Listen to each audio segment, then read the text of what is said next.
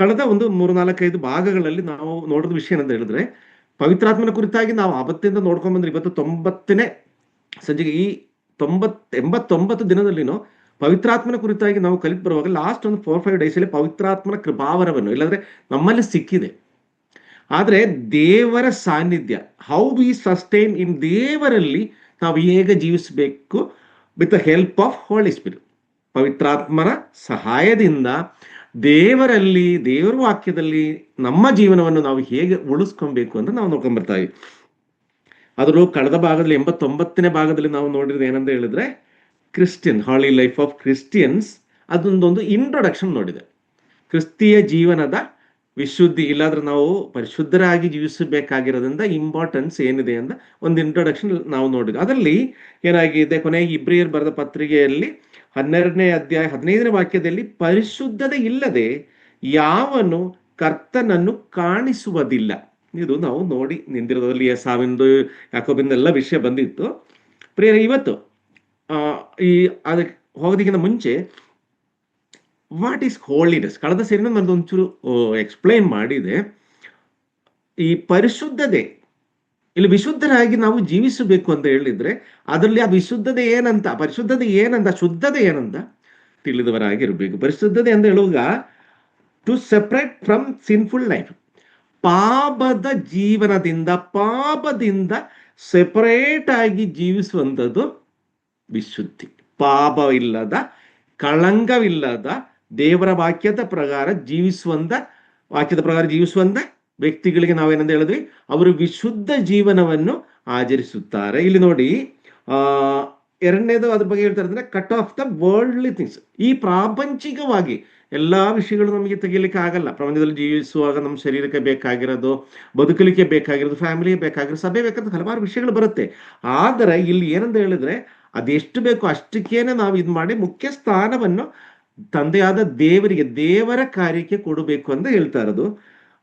ಇದರಲ್ಲಿ ಒಂದು 3 ವಿಷಯ ಹೆಂಗೆ ಬರ್ತದೆ ಅಂತ ಹೇಳಿದ್ರೆ, being set apart from the God's purpose, ಅದಾയത് ಪ್ರಾಪಂಚಿಕವಾಗಿರೋದಂತ ಮನುಷ್ಯನನ್ನು ದೇವರ ಉದ್ದೇಶಕ್ಕಾಗಿ ಸೆಪರೇಟ್ ಆಗಿ ನಮ್ಮ ಮನಸ್ಥಿತಿಯಲ್ಲಿನೇ, ದೇವರ ವಾಕ್ಯದ ಪ್ರಕಾರ ಪವಿತ್ರಾತ್ಮನ ಕೃಪಾವರದಲ್ಲಿನೇ ನಾವು ಏನ್ ಮಾಡಬೇಕು, ನಮ್ಮನ್ನ ಸೆಪರೇಟ್ ಮಾಡೋದಂತ ಕ್ರಿಯೆ. ಅದರಲ್ಲಿ ಏನಾಗುತ್ತೆ ಅಂತ ಹೇಳಿದ್ರೆ, ರಿಫ್ಲೆಕ್ಟಿಂಗ್ ಹಿಸ್ ಮೋರಲ್ ಪ್ಯೂರಿಟಿ. ನಮ್ಮ ದೇವರ ಕಾರ್ಯಕ್ಕೆ, ಇಲ್ಲ ದೇವರ ಕಡೆಗೆ ನಾವು ತಿರುಗುವಾಗ, ದೇವರಲ್ಲಿ ನಾವು ಜೀವಿಸುವಾಗ, ಆ ದೇವರಲ್ಲಿ ಏನಿರುತ್ತೆ ಆ ಮೊರಾಲಿಟಿನು, ಆ ಪ್ಯೂರಿಟಿನು ನಮ್ಮಲ್ಲಿ ರಿಫ್ಲೆಕ್ಟ್ ಆಗಬೇಕು. ವಿಶ್ವಾಸಿಗಳಲ್ಲಿ ಜೀವನದಲ್ಲಿ ಅದು ಬೇರೆಯವ್ರು ನೋಡುವಾಗ ನಾವು ರಿಫ್ಲೆಕ್ಟ್ ಆಗ, ದೇವರ ಆ ಮೊರಾಲಿಟಿನು ಮತ್ತೆ ಪ್ಯೂರಿಟಿ. ಅದೇ ರೀತಿಯಾಗಿ being A distinct from the sin and the world. ಈ ಪ್ರಾಪಂಚಿಕವಾಗಿರೋ ವಿಷಯಗಳಲ್ಲಿನೂ ಪಾಪದ ಮಾರ್ಗದಿಂದೇನೋ ಬೀಯಿಂಗ್ ಡಿಫರೆಂಟ್ ಆಗಿರ್ಬೇಕು. ನಾವು ಸಾಧಾರಣ ವ್ಯಕ್ತಿಗಳಾಗಿ ಜೀವಿಸಲಿಕ್ಕೆ ನಮ್ಮ ಕೈ, ವಿಶುದ್ಧಿಯುಳ್ಳ ಕ್ರೈಸ್ತರಾಗಿ ಜೀವಿಸುವಾಗ ನಮ್ಗೆ ಸಾಧಾರಣ ಜೀವನ ನಡೆಸಲಿಕ್ಕೆ ಆಗಲ್ಲ. ವಿಮೋಚನ ಕಾಂಡ 15ನೇ ಅಧ್ಯಾಯ 26ನೇ ವಾಕ್ಯ. ವಿಮೋಚನ ಕಾಂಡ 15:26.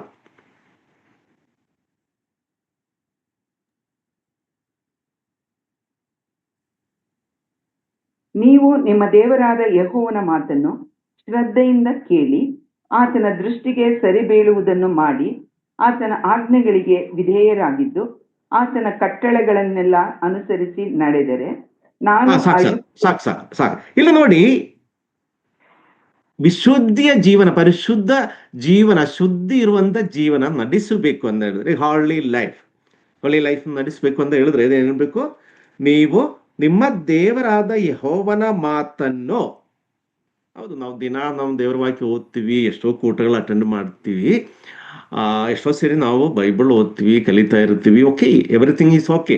ಆದ್ರೆ ಇಲ್ಲಿ ಒಂದು ವಿಷಯ ನಿಮ್ಗೆ ಗಮನಕ್ಕೆ ತರ್ತಾ ಇದ್ದೇನೆ, ಶ್ರದ್ಧೆಯಿಂದ ಕೇಳಿ.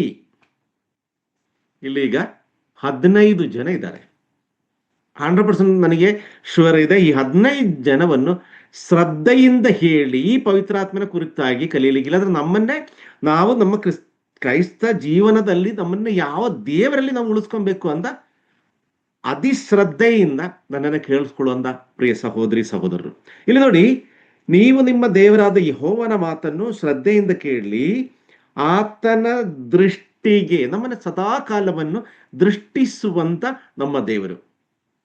ನಿನಗೆ ಮರೆಯಾಗಿ ನಾನು ಎಲ್ಲಿ ಹೋಗ್ಲಿ ಅಂತ ಹೇಳ್ತಾರೆ ನೋಡಿ.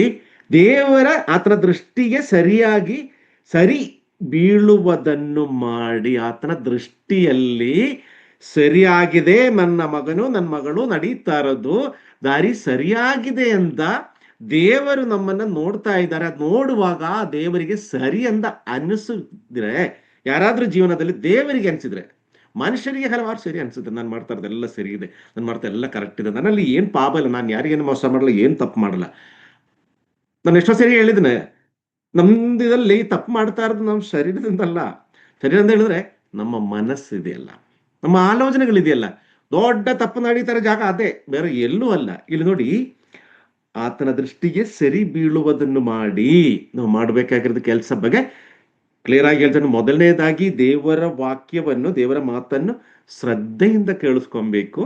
ಅದೇ ರೀತಿಯಾಗಿ ಆತನ ದೃಷ್ಟಿಗೆ, ಆತನ ನಮ್ಮ ಮುಂದೆ ಇದ್ದಾರೆ, ಹಿಂದೆ ಇದ್ದಾರೆ, ಬಲಗಡೆ ಇದ್ದಾರೆ, ಕತ್ತಲೆ ಇರಲಿ ಬೆಳಕಿರಲಿ ಎಲ್ಲಿ ಹೋಗಿದ್ರು ಆತನ ದೃಷ್ಟಿಯಿಂದ ಬಿಟ್ಟು ನಮಗೆ ಎಲ್ಲಿನೂ ಹೋಗಲಿಕ್ಕೆ ಆಗಲ್ಲ. ಸೊ ಪ್ರತಿಯೊಂದನ್ನು ಮಾತನ್ನು, ಆಲೋಚನೆಗಳನ್ನು ದೇವರು ಕಾಣಿಸ್ಕೊಳ್ತಾ ಇದ್ದಾರೆ. ಈ ತಿಳುವಳಿಕೆ ವಿಶ್ವಾಸಿ ಜೀವನದಲ್ಲಿ ಇರಬೇಕು. ನಿಮಗೆ ಪರಿಶುದ್ಧ ಜೀವನವನ್ನು ನಡೆಸಬೇಕು. ದೇವರಲ್ಲಿ ನೀವು ಪರಿಶುದ್ಧರಾಗಿ ಇರಬೇಕು ಅಂತ ಹೇಳಿದ್ರೆ, ನಾನು ಹೇಳ್ತಾ ಇರೋದು ವಿಷಯಗಳು ನೋಡಿ. ಒಂದು, ಯೆಹೋವನ ಮಾತು ಶ್ರದ್ಧೆಯಿಂದ ಕೇಳಿ ಆತನ ದೃಷ್ಟಿಗೆ ಸರಿಯಾಗಿ ನಡಿಬೇಕು.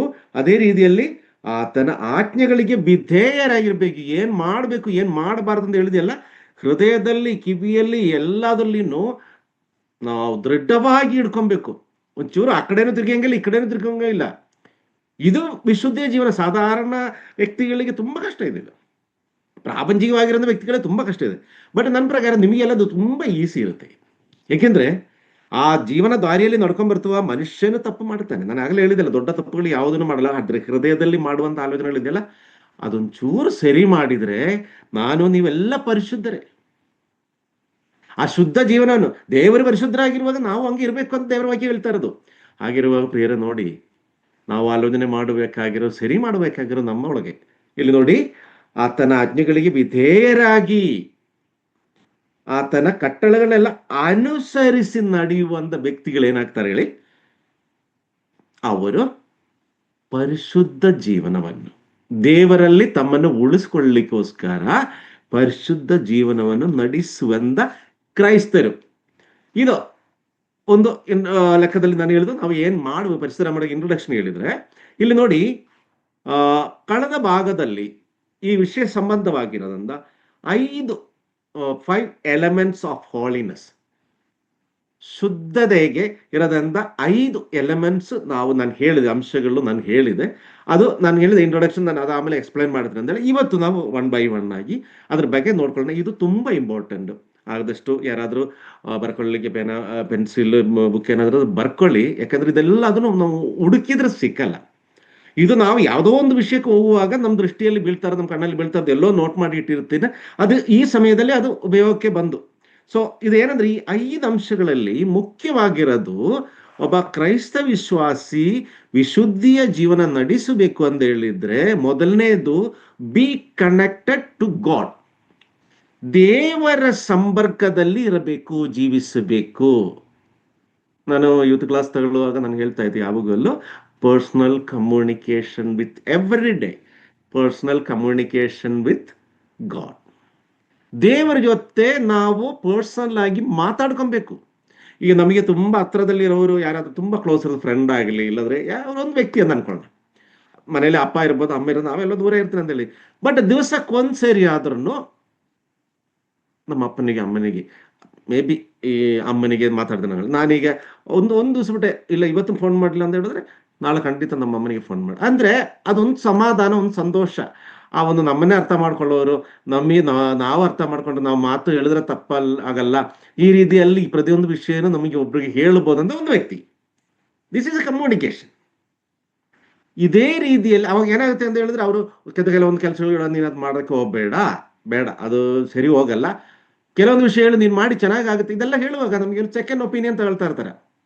ಪ್ರಿಯರೇ, ಇದೇ ರೀತಿಯಲ್ಲಿ ದೇವರ ಜೊತೆ ನಾವು ಮಾತಾಡಬೇಕು. ದೇವರ ಜೊತೆ ಮಾತಾಡಿಬಿಟ್ಟು ಸೈಲೆಂಟ್ ಆಗಿರಬೇಕು. ಈ ಪವಿತ್ರಾತ್ಮನ ಕುರಿತಾಗಿ ನಾನು ಶುರುವಾಗ ಅವತ್ತಿಂದ ಹೇಳ್ತಾ ಇದ್ದೇನೆ, ದೇವರ ಜೊತೆ ಮಾತಾಡಬೇಕು, ಆ ಕಮ್ಯುನಿಕೇಶನ್ ಇರಬೇಕು. ದೇವರು ನಮ್ಮ ಜೊತೆ ಮಾತಾಡಲಿಕ್ಕೆ ಸಮಯ ಕೊಡಬೇಕು. ನಮ್ದೆಲ್ಲ ಕೆಲಸ ಏನಂತ ಹೇಳಿದ್ರೆ, ಒಂದು ದೊಡ್ಡ ಲಿಸ್ಟ್, ಈ ದಿನಸಿ ಐಟಮ್ಸ್ಗೆ ಲಿಸ್ಟ್ ಕೊಡ್ತಾ ಇರ್ತಾರೆ, ದೊಡ್ಡ ಒಂದು ಲಿಸ್ಟ್ ಮಾಡ್ತಾರೆ. ಲಿಸ್ಟ್ ಮಾಡ್ಬಿಟ್ಟು ಅಂಗಡಿಯಲ್ಲಿ ತಗೊಂಡೋಗಿ ಕೊಟ್ರೆ ಮುಗೀತು ನಮ್ಮ ಕತೆ. ಅಲ್ಲಿ ಅದು ಅಂಗಡಿಯಲ್ಲಿ ಇದೆಯೋ ಇಲ್ವೋ, ಸಿಗುತ್ತೋ ಇಲ್ಲೋ, ಇದು ಯಾವುದನ್ನು ಆಮೇಲೆ ಇರೋದು, ನಮ್ಮ ಜವಾಬ್ದಾರಿ ಮುಗೀತು ಅಂದ್ರೆ.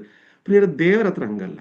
ದೇವರ ಹತ್ರ ನಮ್ಮ ಬೇಡಿಕೆಗಳು, ನಮ್ಮ ಮಾತುಗಳು, ನಮ್ಮ ಇದೇ ರೀತಿಯಲ್ಲಿ ನಾನು ಹೇಳಿದೆಲ್ಲ ಕಮ್ಯುನಿಕೇಶನ್ ಆದ್ಮೇಲೆ ಆ ದೇವರಿಗೆ ಕಿವಿ ಕೊಡಬೇಕು. ಆ ದೇವರಿಗೆ ಕಿವಿ ಕೊಡುವಾಗ ಆ ದೇವರು ನಮ್ಮ ಜೊತೆ, ದೇವರ ಆತ್ಮನ ನಮ್ಮ ಜೊತೆ ಮಾತಾಡ್ತಾರೆ. ಇಲ್ಲಿ ಒಂದು ಸಣ್ಣ ಉದಾಹರಣೆ ನಿಮಗೆ ಹೇಳ್ತೀನಿ. ನೀವು ದೇವರಿಗೆ ಕೆಲವೊಂದು ಸಲ ಹೇಳೋ ಪ್ರಾರ್ಥನೆಗಳೆಲ್ಲ ಮುಗಿದಾದ್ಮೇಲೆ ಒಂದು 2 ನಿಮಿಷ ಸುಮ್ಮನೆ ಕೂತ್ಕೊಂಡು ಸೈಲೆಂಟ್ ಆಗಿ ದೇವ್ರ ವಾಕ್ಯ ತೆಗೆದು ಒಂದ್ ಕಡೆ ಸುಮ್ಮನೆ ಓದಿ. ಯಾವುದು ತುಂಬಾ ಸೀರಿಯಸ್ ಆಗಿ ಏನು ಇದು ಮಾಡ್ಕೊಳ್ಳಿಕ್ಕೆ ನಿಮ್ಗೆ ಕಾನ್ಸಂಟ್ರೇಷನ್ ಇದ್ರೆ ಸಾಕು. ಸುಮ್ಮನೆ ದೇವ್ರ ವಾಕ್ಯ ಹಿಂಗೆ ಓದ್ತಾ ಹೋಗಿ. ಇಲ್ಲ ಆದ್ರೆ ಸುಮ್ಮನೆ ನೀವು ಒಂದೊಂದು ಪೇಜ್ ಇದೇ ತರ ಈ ಬೈಬಲ್ ಒಂದು ಪೇಜ್ ಹಿಂಗೆ ತಿರುಗಿಸಿ, ಎಲ್ಲೋ ಒಂದ್ ಕಡೆ ನಿಮ್ಮ ಉತ್ತರ ಅಲ್ಲಿರುತ್ತೆ. ಅದು ನಿಮ್ ಕಣ್ಣಿಗೆ ಕರೆಕ್ಟ್ ಆಗಿ ಬೀಳೋ ತರ ಮಾಡುವಂಥದ್ದು ದೇವರ ಆತ್ಮನು. ಇಲ್ಲಿ ನೋಡಿ, ಬಿ ಕನೆಕ್ಟೆಡ್ ಟು ಗಾಡ್, ದೇವರ ಸಂಪರ್ಕದಲ್ಲಿ ಇರಬೇಕಾಗಿರೋದು ಮೊದಲನೇ ವಿಷಯ. ದೇವರಲ್ಲಿ ನಾವು ಉಳಿಸ್ಕೊಬೇಕು ಅಂತ ಹೇಳಿದ್ರೆ ನಾವು ಪರಿಶುದ್ಧ ಜೀವನವನ್ನು, ಶುದ್ಧಿ ಇರುವಂತ ಜೀವನದಲ್ಲಿ ಶುದ್ಧತೆಯನ್ನು ಇರಬೇಕು ನಮಗೆ. ಅವಾಗ ನಾವು ಕ್ರೈಸ್ತ ವಿಶ್ವಾಸಿಗಳಂತ ಲೆಕ್ಕಕ್ಕೆ ಬರುತ್ತೆ. ಈ ಅಶುದ್ಧಿ ಇದ್ರೆ ಅದು ಕ್ರೈಸ್ತ ವಿಶ್ವಾಸಿಗಳಂತ ಹೆಸರಿಗೆ ಅಷ್ಟೇ ಆಗೋದು. ನಿಜವಾಗಲೂ ನಮ್ಮ ದೇವರ ಸಂಪರ್ಕ ನಮಗೆ ಸಿಗಲ್ಲ. ಇಲ್ಲಿ ದೇವರ ಸಂಪರ್ಕದಲ್ಲಿ ಮೊದಲನೇ ವಿಷಯ, ಯೋಹಾನನು ಬರೆದ ಸುವಾರ್ತೆ 15ನೇ ಅಧ್ಯಾಯ 4ನೇ ವಾಕ್ಯ. ದೇವರ ಸಂಪರ್ಕದಲ್ಲಿ ನಾವಿರಬೇಕು, ನಾವು ಪರಿಶುದ್ಧ ಜೀವನ ನಡೆಸಬೇಕು ಅಂತ ಹೇಳಿದ್ರೆ ಯೋಹಾನನು ಬರೆದ ಸುವಾರ್ತೆ 15:4. ನೀವು ನನ್ನಲ್ಲಿ ವಾಕ್ಯದ ದಿಸೆಯಿಂದ ಈಗ ಶುದ್ಧರಾಗಿದ್ದೀರಿ. ನೀವು ನನ್ನಲ್ಲಿ ನೆಲೆಗೊಂಡಿರ್ರಿ, ನಾನೂ ನಿಮ್ಮಲ್ಲಿ ನೆಲೆಗೊಂಡಿರುವೆನು. ಕೊಂಬೆಯು ಬಳ್ಳಿಯಲ್ಲಿ ನೆಲೆಗೊಂಡಿರದಿದ್ದರೆ ಹೇಗೆ ತನ್ನಷ್ಟಕ್ಕೆ ತಾನೇ ಫಲ ಕೊಡಲಾರದೋ, ಹಾಗೆಯೇ ನೀವು ನನ್ನಲ್ಲಿ ನೆಲೆಗೊಂಡಿರದಿದ್ದರೆ ಫಲ ಕೊಡಲಾರಿರಿ. ಇಲ್ಲಿ ನೋಡಿ, ಇದು ಬೇರೆ ಜನಾಂಗ ಬಗ್ಗೆ ಹೇಳ್ತಾ ಇರೋದಲ್ಲ. ದೇಶ ಸ್ನಾನ ತಗೊಂಡು ರಕ್ಷಣೆ ಹೊಂದಿರಿ, ದೇಶ ಸ್ನಾನ ತಗೊಂಡು ದೇವರ ವಾಕ್ಯದಲ್ಲಿ ದೇವರ ಜೀವನವನ್ನು ನಡೆಸುವಂತ ಕ್ರೈಸ್ತರ ಬಗ್ಗೆ ಹೇಳ್ತಾ ಇರೋದು. ನಮ್ಮ ಬಗ್ಗೆ ಬೇರೆ ಎಲ್ಲರನ್ನ ಬಿಟ್ಟಾಕಿ ಇಲ್ಲಿ ಇರೋರಂದ ನಮ್ಮ ಬಗ್ಗೆ ಹೇಳ್ತಾ ಇರೋದು ಅನ್ಕೊಳ್ಳೋಣ. ಇಲ್ಲಿ ನೀವು ನನ್ನಲ್ಲಿ ನೆಲೆಗೊಂಡಿರಿ, ನಾನು ನಿಮ್ಮಲ್ಲಿ ನೆಲೆಗೊಂಡಿರುವೇನೋ. ಮೊದಲನೇದಾಗಿ ಏನಂತ ಹೇಳಿದೆ, ನೀವು ನನ್ನಲ್ಲಿ. ನಾವೇನ್ ಕಲಿತಾ ಇರೋದು ಈಗ, ನಾವು ಹೆಂಗೆ ದೇವರಲ್ಲಿ ನೆಲೆಗೊಳ್ಳಬೇಕು, ಹೌ ವಿ ಸಸ್ಟೈನ್, ಅದರಲ್ಲಿ ಜೀವಿಸಬೇಕು ಹೇಗೆ ಅಂತ. ಇಲ್ಲಿ ನೋಡಿ, ನೀವು ನನ್ನಲ್ಲಿ ನೆಲೆಗೊಂಡಿರಿ, ನಾನು ನಿಮ್ಮಲ್ಲಿ ನೆಲೆಗೊಂಡಿರುವೇನು. ಕೊಂಬೆಯು ಬಳ್ಳಿಯಲ್ಲಿ ನೆಲೆಗೊಂಡಿರದಿದ್ದರೆ ಹೇಗೆ ತನ್ನಷ್ಟಕ್ಕೆ ತಾನೇ ಫಲ ಕೊಡಲಾರದೋ. ನಿಜ ಅಲ್ವಾ? ಯಾವುದೋ ಒಂದು ಬಳ್ಳಿ, ಅದು ನಿಜವಾಗ್ಲೂ ಇರೋದ ಬ್ರಾಂಚ್, ಅದೊಂದು ಬ್ರಾಂಚ್, ಒಂದು ಗಿಡ ಒಂದು ಬ್ರಾಂಚ್. ನಾವೆಲ್ಲ ಹೇಗೆ ಹೇಳಿ, ಕ್ರಿಸ್ತನಲ್ಲಿ ಶರೀರ ಭಾಗಗಳು. ನಾವು ಸಭೆಯ ಶಿರಸ್ ಅಂತ ಹೇಳಿ ಯೇಸು ಕ್ರಿಸ್ತನು. ಅವ ಭಾಗಗಳಾಗಿ ನಾವು ಇದ್ದರೆ ಮಾತ್ರ ಏನಾಗುತ್ತೆ ಅಂತ ಹೇಳಿ ಇಲ್ಲಿ ನೋಡಿ, ಫಲ ಕೊಡ್ಲಿಕ್ಕೆ ಸಾಧ್ಯ ಆಗೋದು. ಈ ಫಲ ಕೊಡಬೇಕು ಅಂತ ಹೇಳಿದ್ರೆ ಏನಾಗ್ಬೇಕು ಹೇಳಿ, ಇಲ್ಲಿ ನೋಡಿ, ತಾನೇ ಫಲ ಕೊಡಲಾರದು, ಹಾಗೆಯೇ ನೀವು ನನ್ನಲ್ಲಿ ನೆಲೆಗೊಂಡಿರದಿದ್ದರೆ ಫಲ ಕೊಡ್ಲಿಕ್ಕೆ ಆಗಲ್ಲ. ಅದೇ 15ನೇ ಅಧ್ಯಾಯ 15ನೇ ವಾಕ್ಯ.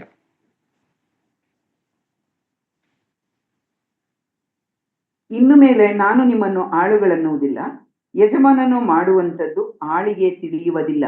ನಿಮ್ಮನ್ನು ಸ್ನೇಹಿತರೆಂದು ಹೇಳಿದ್ದೇನೆ, ತಂದೆಯ ಕಡೆಯಿಂದ ನಾನು ಕೇಳಿದ್ದನ್ನೆಲ್ಲ ನಿಮಗೆ ತಿಳಿಸಿದ್ದೇನೆ. Thank you sister. ಇಲ್ಲಿ ನೋಡಿ, ದೇವರು ನಮಗೆ ಕೊಟ್ಟಂತ ಒಂದು ಅವಕಾಶ. ಇದು ಬೇರೆ ಅನ್ಯ ಜನಾಂಗಕ್ಕೆ ಹೇಳ್ತಾ ಇರೋದು ವಿಷಯ ಅಲ್ಲ. ರಕ್ಷಣೆ ಒಂದು ದೀಕ್ಷಾಸ್ನಾನ ತಗೊಂಡ್ರೆ ಅಂತ ಒಬ್ಬ ವ್ಯಕ್ತಿಗೆ ಹೇಳುವಂತ ವಿಷಯ, ರಕ್ಷಿಸಲ್ಪಟ್ಟಿದಂತ ವ್ಯಕ್ತಿಗಳಿಗೆ, ಕ್ರೈಸ್ತರಂತ ಕರೆಯಲ್ಪಟ್ಟಿದ್ದ ನಮಗೆ ಹೇಳುವಂತ ವಿಷಯ. ಇನ್ನು ಮೇಲೆ ನಮ್ಮನ್ನು ಏನಂತ ಕರೆಯಲ್ಲ, ಆಳುಗಳನ್ನು ಎನ್ನುವುದಿಲ್ಲ, ಯಜಮಾನನು ಮಾಡುವಂಥದ್ದು ಆಳು ಅಂದ್ರೆ ನಮ್ಗೆ ಎಲ್ಲ ಕಡೆನೂ ಗೊತ್ತು. ನಮ್ಮ ಸೀನಿಯರ್ಸ್ ಇರ್ತಾರೆ, ಇಲ್ಲಾಂದ್ರೆ ಬೇರೆ ಬೇರೆ ಮುಂದಿನ ಕಾಲದಲ್ಲಿ ತಂದೆ ತಾಯಿಗಳು ಅಂದ್ರೆ ತಂದೆ ಹೆಡ್ ಆಫ್ ದ ಫ್ಯಾಮಿಲಿ ಯಾವ ವಿಷಯನ ಮಕ್ಕಳ ಜೊತೆ ಡಿಸ್ಕಸ್ ಮಾಡ್ತಾ ಇರ್ಲಿಲ್ಲ. ನಂದೆಲ್ಲ ಚಿಕ್ಕ ವಯಸ್ಸಲ್ಲಿ ಒಂದು 5-6 ವಯಸ್ಸು ಯಾವ ವಿಷಯ ನಮ್ಮ ತಾತನ್ನೆಲ್ಲ ನೋಡಿದ್ದೇನೆ. ಯಾರಿಗೇನು ಯಾವ ವಿಷಯ ಹೇಳಲ್ಲ. ಮಾರನೇ ದಿವಸ ಬೆಳಿಗ್ಗೆ ಇಲ್ಲ ನಾಳೆ ಬೆಳಿಗ್ಗೆ ಎದ್ದ ಆದ್ಮೇಲೆ ಯಾರು ಏನ್ ಮಾಡ್ಬೇಕಂತ ಅವ್ರದ್ದು ಡಿಸಿಷನ್ ಕೇಳೋದು ಬಿಟ್ರೆ ಅದು ಆಪ್ಷನ್ ಬೇರೆ ಯಾವ ವಿಷಯನೂ ಇಲ್ಲ. ನೀನು ಹೋಗಿಂದ ಕೆಲಸ ಮಾಡ್ಬೇಕಷ್ಟೇ. ಇದು ಒಂದು ರೂಲಿಂಗ್ ಲೆವೆಲ್ ಅಂತ ಇರ್ಬೋದು. ಇಲ್ಲಿ ನೋಡಿ, ಕರ್ತನಾದ ಯೇಸು ಕ್ರಿಸ್ತನು ನಮಗೆ ಹೇಳ್ತಾ ಇರೋ ಒಂದು ಒಳ್ಳೆ ವಿಷಯ ಏನಂತ ಹೇಳಿದ್ರೆ, ನೀವು ಯಾವತ್ತೂ ನನ್ನ ಕೆಳಗೆ ಕೆಲಸ ಮಾಡೋವಂಥ ಕೂಲಿ ಆಳುಗಳಲ್ಲ. ಕ್ರೈಸ್ತರಂತ ಹೇಳಿದ್ರೆ ನನ್ನ ಕೂಲಿ ಆಳುಗಳಲ್ಲ. ನಾನೇನು ಹೇಳಿದ್ರು ಹೋಗಿ ಮಾಡ್ಲಿಕ್ಕಿರೋದ ಕೂಲಿ ಆಳುಗಳಲ್ಲ. ಏನು ಮಾಡಬೇಕು, ಹೆಂಗೆ ಅಂತ ಹೇಳಿ ಪವಿತ್ರಾತ್ಮನ ಮುಖಾಂತರವಾಗಿ ನಿಮಗೆಲ್ಲ ತಿಳಿಸುವಂತ, ಅದಕ್ಕೆ ಹೇಳ್ತಾ ಇರೋದು ಇಲ್ಲಿ, ನಿಮ್ಮನ್ನು ಸ್ನೇಹಿತರೆಂದು ಹೇಳಿದ್ದೇನೆ, ತಂದೆಯ ಕಡೆಯಿಂದ ನನಗೆ ಏನೇನು ನಾನು ಕೇಳಿಸ್ಕೊಂಡಿದ್ದೆ ಅದನ್ನೆಲ್ಲ ನಿಮಗೆ ತಿಳಿಸಿದ್ದೇನೆ. ಕರ್ನಾದ ಯೇಸು ಕ್ರಿಸ್ತು ಭೂಮಿಯಲ್ಲಿ ಇರುವಾಗ ಶಿಷ್ಯರಿಗೆ ಅದು ಸೇರಿ ಬಂದ ಎಲ್ಲಾ ಗುಂಪು ಜನಗಳಿಗೆ ವಿಷಯ ಎಲ್ಲ ಹೇಳಿದ್ರು. ಆದ್ರೆ ಕರ್ನಾದ ಯೇಸು ಕ್ರಿಸ್ತು ಒಂದು ವಿಷಯ ಅರ್ಥ ಆಯ್ತು, ಇವರು ಯಾರು, ನಾನು ಏನೇನೇ ಹೇಳಿದ್ರು ಕೂಡ 100% ಇವರು ಯಾರು, ಏನ್ ಶಿಷ್ಯರು ಕೂಡ. ಅದಕ್ಕೋಸ್ಕರ ಏನಾಗಿದೆ, ಏನ್ ಬೆಲೆ ಕೊಡ್ಬೇಕಾಗಿರೋದು, ಸ್ವಂತ ಶರೀರವನ್ನು, ಸ್ವಂತ ರಕ್ತವನ್ನು ಆ ಕಲ್ವಾರಿ ಶಿಲುಬೆ ಮೇಲೆ ಚೆಲ್ಲಬೇಕಾಗಿತ್ತು. ಅವಾಗಲಾದ್ರೂ ಅರ್ಥ ಆಗಲಿ ಅಂತ. ಅವಾಗಲೂ ನೋಡಿದ್ರೆ ಕರ್ನಾದ ಯೇಸು ಕ್ರಿಸ್ತನ ಹಿಡ್ಕೊಂಡು ಹೋಗಿ ಈ ರೀತಿಯಲ್ಲಿ ಮಾಡಿದ್ದಾರೆ ಅಂತ ಹೇಳುವಾಗ ಯಾವ ರೀತಿಯಲ್ಲಿ ಎಲ್ಲಿ ಹೋಗ್ಬೇಕಂತ ಶೀರ್ಷಿಗೆ ಗೊತ್ತಾಗ್ತಾ ಇಲ್ಲ. ಒಬ್ಬೊಬ್ರು ಒಂದೊಂದ್ ಕಡೆ ಓಡಿ ಹೋಗ್ತಾ ಇದ್ದಾರೆ. ಪೇತ್ರನ ತುಂಬಾ ಹತ್ರದಲ್ಲಿ ಇರೋದು. ನನ್ ಕಾಲು ತೊಳೆಬೇಡ ಅಂತ ಹೇಳಿದ ಶಿಷ್ಯನು ಏನ್ ಹೇಳಿದೆ, ನನ್ ಗೊತ್ತೇ ಇಲ್ಲ ನನಗೆ ಯಾರು ಅಂತ ಹೇಳಿದ್ರು. ಪ್ರಿಯರೇ, ನಮ್ಮ ಎಲ್ಲ ಅವಸ್ಥೆ ಏನಂತ ಹೇಳಿದ್ರೆ ಇವತ್ತು ಇದೇ ಕಂಡೀಷನ್ ಅಲ್ಲಿ ಇದೆ ನಮ್ಮ ಅವಸ್ಥೆ. ನಮ್ಮ ಇಂಡಿಯಾದಲ್ಲಿ ಆಗ್ತಾ ಇರೋ ಕೆಲಸ ನೋಡಿದ್ರೆ ಧೈರ್ಯ ಬರಲ್ಲ. ಆದ್ರೆ ಪವಿತ್ರಾತ್ಮನ ಶಕ್ತಿ ಅಲ್ಲಿ, ಅದಕ್ಕೇನೆ ಹೇಳಿದ್ರು, ಅದನ್ನು ತಿಳಿದಾದ್ಮೇಲೆ ಕರ್ತನಾದ ಯೇಸು ಕ್ರಿಸ್ತನಿಗೆ ಹೇಳ್ತಾ ಇರೋದು ಮೇಲೆ ಹೋಗೋದಕ್ಕಿಂತ ಮುಂಚೆ ಏನಂತ, ನಾನು ಒಬ್ಬ ಸಹಾಯಕನನ್ನು ನಿಮಗೆ ಕಳಿಸ್ಕೊಟ್ಟಿನಂತ ಹೇಳಿದ್ರು. ಈ ಆ ಸಹಾಯಕನ ಮುಖಾಂತರ ದೇವರಲ್ಲಿ ನಮ್ಮನ್ನು ನಾವು ಹೇಗೆ ಉಳಿಸ್ಕೊಬೇಕು ಅಂತ ನಾವು ಕಲಿತಾ ಇರೋದು. ಇನ್ನು ಮೇಲೆ ನೀನು ಸ್ನೇಹಿತರೆಂದು ಹೇಳಿದ್ದೇನೆ. ಹಾಗಿರುವಾಗ ಕರ್ತನಾದ ಯೇಸು ಕ್ರಿಸ್ತನು ನಮ್ಮನ್ನ ಸ್ನೇಹಿತರಾಗಿ ಕರೆಯುವಾಗ ಈ ಒಳ್ಳೆ ಫ್ರೆಂಡ್ಸ್ಗಳು ಏನ್ ಮಾಡ್ತಾ ಹೇಳಿ, ಯಾವುದು ಮುಚ್ಚಿಡಲ್ಲ, ಯಾವುದನ್ನು ಮೋಸ ಮಾಡಲ್ಲ. ಯಾವುದೋ ನನ್ನ ಫ್ರೆಂಡಿಗೆ ಒಳ್ಳೇದಾಗಬೇಕು ಅಂತ ಒಂದು ವಿಷಯ ಬಿಟ್ರೆ ಅವ್ರು ಯಾವುದಕ್ಕೇನೋ ಈ ರೀತಿಯಲ್ಲಿ ದ್ರೋಹ ಮಾಡಲ್ಲ. ಇಲ್ಲಿ ನೋಡಿ, ಆಳುಗಳಂತಲ್ಲ, ನನ್ನ ಸ್ನೇಹಿತರಂದ, ದೇವರ ಸ್ನೇಹಿತರು, ದೇವರ ಪುತ್ರನ ಸ್ನೇಹಿತರಂತ ಹೇಳುವಾಗ ಪ್ರಿಯರು ಎಷ್ಟು ಶ್ರೇಷ್ಠವಾಗಿರೋದಂತ ಒಂದು ಸ್ಥಾನ ನಮ್ಮ ಕರ್ತನಾದ ಯೇಸು ಕ್ರಿಸ್ತ ನಮಗೆ ಕೊಟ್ಟಿದ್ದು. 2026 ಎಷ್ಟೋ ಸರಿ ನೀವು ಈ ವಾಕ್ಯ ಓದಿರ್ಬೋದು. ಇದು ಮನಸ್ಸಲ್ಲಿ ಇಟ್ಕೊಳ್ಳಿ. ನಾನು ನನ್ನ ಕರ್ತನಾದ ಯೇಸು ಕ್ರಿಸ್ತ ನನ್ನ ಕರೆದಿರೋದು ಬೇರೆ ಯಾರನ್ನೂ ಆಗಿ ಅಲ್ಲ, ಸ್ನೇಹಿತನಾಗಿ, ದೇವರ ಸ್ನೇಹ, ದೇವರ ಜೊತೆ ಫ್ರೆಂಡ್ಶಿಪ್. ಅದೇನೆ ನಾನಿಲ್ಲಿ ಹೇಳ್ತಾ ಇರೋದು. ಮೊದಲನೇದಾಗಿ ಈ ಕನೆಕ್ಷನ್. ದೇವರು ನಮ್ಮನ್ನ ಕರೆದಿರೋದು ಏನಕ್ಕೆ ನೀವು ಅರ್ಥ ಮಾಡ್ಕೊಬೇಕು. ದೇವರು ನಮ್ಮನ್ನ ಯಾರಾಗಿ ಇಟ್ಕೊಂಡಿರೋದು, ಸ್ನೇಹಿತರಾಗಿ. ಇದು ಅರ್ಥ ಮಾಡ್ಕೊಂಡಿದ್ರೆ ಈ ದೇವರ ಜೊತೆ ಇರೋ ಸಂಪರ್ಕ ಇದೆಯಲ್ಲ, ಯಾವತ್ತೂ ದೂರ ಹೋಗಲ್ಲ. ಈ ಮನುಷ್ಯರಿಗೆ ಒಂದು ಬುದ್ಧಿ ಏನಂದ್ರೆ ಇರ್ತಾ, ಈಗ ತುಂಬಾ ಸ್ನೇಹದಲ್ಲಿ ಇರ್ತಾರೆ, ತುಂಬಾ ಪ್ರೀತಿಯಲ್ಲಿ ಇರ್ತಾರೆ, ಅಂದ್ರೆ ಅಷ್ಟು ಪ್ರೀತಿಯಲ್ಲಿ ಇರ್ತಾರೆ ಅಂದ್ಕೊಂಡು ಅಯ್ಯೋ ನಾವು ಕಂಡ್ರೆ ಅಂದ್ರೆ ದೂರ ಕೂತಿರೋದೇ ನೋಡ್ಲಿಕ್ಕೆ ಅಷ್ಟು. ಯಾವತ್ತೋ ಒಂದಿನ ಒಂದು ಸಣ್ಣ ಮಾತು ಯಾರಿಂದೋ ಒಬ್ಬರಿಂದ ಬಂತು, ಅವತ್ತಿದ್ದ ಏನಾಗ್ಲಿ ಹೆಂಗಾಗ್ಲಿ ಮುಖ ತೋರ್ಸಲ್ಲ, ಪ್ರೈಸಲೋಡು ಹೇಳಲ್ಲ, ಶೈಕಾನ್ ಕೊಡಲ್ಲ. ಅವ್ರು ಕಂಡ್ರೆ ತಿರುಗಿ ಹೋಗ್ತಾರೆ. ನಾನು ಯಾಕೆ ಕ್ಷಮಿಸ್ಲಿ, ನಾನು ಯಾಕೆ ಮಾತಾಡಬೇಕು, ಅವರೇ ಬಂದು ಮಾತಾಡ್ಲಿ, ಅವರಿಂದೇನೆ ತನ್ನ ತಪ್ಪಾಗಿರೋದು. ಪ್ರಿಯರೇ, ಯೇಸು ಕ್ರಿಸ್ತನು ಈ ರೀತಿಯಲ್ಲಿ ನಮ್ಮನ್ನ ಮಾಡಲಿಲ್ಲ. ಪಾಪಿಗಳಾಗಿರೋ ನಮ್ಮನ್ನೇ ಪಾಪದಿಂದ ಕಾಪಾಡ್ಲಿಕ್ಕೋಸ್ಕರ, ಆ ನಿತ್ಯ ನರಕಾಗ್ನಿಯಿಂದ ಕಾಪಾಡ್ಲಿಕ್ಕೋಸ್ಕರ ಸ್ವಂತ ಶರೀರವನ್ನು ನಮಗೋಸ್ಕರ. ಹಂಗಿರುವಾಗ ಈ ಸ್ನೇಹಿತರಾಗಿರುವ ನಾವು, ಈ ದೇವರ ಜೊತೆ ಸ್ನೇಹ ಸಂಪರ್ಕದಲ್ಲಿರುವಂತ ಸ್ನೇಹಿತರಂತ, ಫ್ರೆಂಡ್ಶಿಪ್ ಅಲ್ಲಿರುವಂತ ನಾವು ನಮ್ಮ ಸಹೋದರ ಸಹೋದರಿಯರ ಜೊತೆನೂ ಹಂಗಿರ್ಬೇಕು ಅಲ್ವಾ. ನೋಡಿಲ್ಲಿ ಯಾಕೋಬನ ಬರೆದ ಪತ್ರಿಕೆ 4ನೇ ಅಧ್ಯಾಯ 8ನೇ ವಾಕ್ಯ.